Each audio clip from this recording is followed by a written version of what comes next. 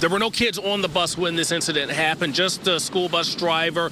No serious injuries. That driver told me that he had some back pain, but he is okay. So that's the good news. But this is the bus behind me, and I want you to take a close look. I'm going to point it out. This is where the tree hit that bus, right here on the driver's side windshield. School, as you and I know, it is 5 days a week. But the independent school district is considering getting rid of one of those days and looking at a 4-day school week. If you like Cheetos or beer from Boulevard, likely came from this week. This is an example of what we're seeing all over the community. You see signs like this outside of stores. You see it along the street, just signs of support and solidarity. We made Bryant go outside in the cold so that he could really capture what it's like to work in the cold. Bryant?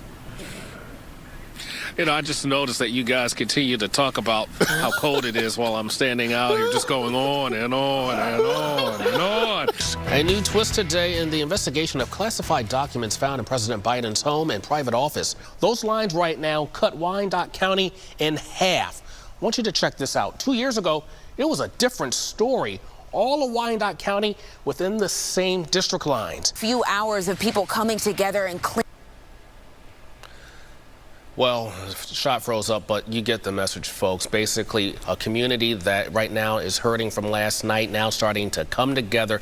The images that we saw from Ray's report of people now starting to pick up, and that's the true spirit of Kansas City. But the enforcement, first of all, this will be enforced. Yes. We've heard you talk about that. How? How will you do it? What the stay-at-home order means for all of us. A couple of notes I was taking during this press conference and some of the questions that were being answered. Officials talked about a number of things, including local issues with a shortage on ventilators and also some local problems with not enough test kits for COVID-19.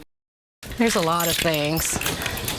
They're just piled up. Sorry. The housing market is made up of buyers and sellers. Aristab is a buyer. It's been quite an adventure. Honestly, a lot of unknowns since it's also my first home that I'm buying. Scary and exciting all at the same time. We'll get into why it's scary and exciting in a moment. But first, why is Ara looking for a house? The answer? Her family. That's our dream. I mean, it's just like my kids to have their backyard, their own room, like having all those fun family memories that I grew up with. Ara's looking for a house in the middle of a housing market that on the surface doesn't look too hot. Right now, interest rates are going up. Meanwhile, housing sales have gone down. So, for context, we turn to experts on the housing market, a realtor and a lender. Things are changing and things are shifting. But what we're feeling is more of a rebalance.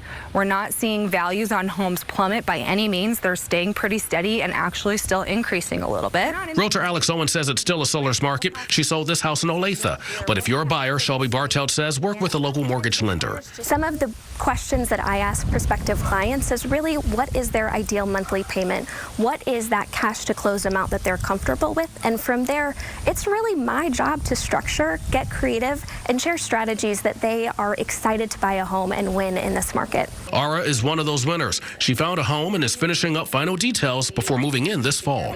In Kansas City, I'm Bryant Maddrick, KSHB 41 News. These are more than just businesses. These were someone's dreams that literally went up into smoke. And now it's left the people who own these businesses trying to pick up the pieces. I was saddened and in shock. For Alasia Moore, this is why. This is what's left of her business, West 25 Boutique. That's all I know. Nearly 8 years of hard work, gone. This is my livelihood. I have 5 children at home to take care of, so it's meant a lot to me to just go up in flames like this. Those flames broke out just after 9 Thursday night. Wes Grimm, owner of Grimm Tattoo, was open for business when he heard calls for help next door. My personnel ran over there with our fire extinguishers and extinguished them. But the fire was too far out of control by then. And this is proof. Considering the extent of damage, it's a miracle no one was hurt. That's why what Grimm says next is surprising. Really thankful. Thankful. A word you wouldn't expect from someone who lost his way of making a living. So I had to ask him this question. What is it that you're relying on to have that optimism? I don't know how to just lay down and die yet. I don't even feel sick. This is the beginning. This is where we start. A cause for the fire is not known, but KCFD tells us that they're working with police as they try to investigate the cause. In Kansas City, I'm Bryant Maddrick, KSHB 41 News. KSHB 41 News starts now. The meaning of Memorial Day, shared by stories of people who served. Tonight, we talk with local veterans on how they're remembering friends in the armed forces. One mother sharing her struggles of loss at a vigil in Shawnee, how she's remembering her son as the Kansas City Metro manages a wave of violence. Well, breaking at 10, the news all of America has waited for. President Joe Biden and House Speaker Kevin McCarthy have reached a tentative agreement to raise the debt ceiling. Both leaders met several times over recent weeks to avoid a default. All ended without resolve until now. At the center of tonight's agreement, a 2-year budget deal to hold spending flat until 2024 and add limits to 2025. Negotiators also agreed to add work requirements to recipients of food stamps, among other federal aid programs. Speaker McCarthy spoke just a couple of hours ago about the agreement. McCarthy also said there's no new taxes or government programs included. Lawmakers now plan to write legislation to be voted on in Congress. Still has to be approved before the June 5th deadline to avoid a default. Back here in Kansas City tonight, a closer look at violence affecting the people living right here. 8 people were killed in shootings across Kansas City since last Saturday. That includes one about 24 hours ago near East 83rd and Tracy Avenue. Police have since identified the victim as 18-year-old Charles Jones. To date, KCPD confirmed that 68 homicides have happened in 2023. Of those killings, only 24 have been cleared by Kansas City police.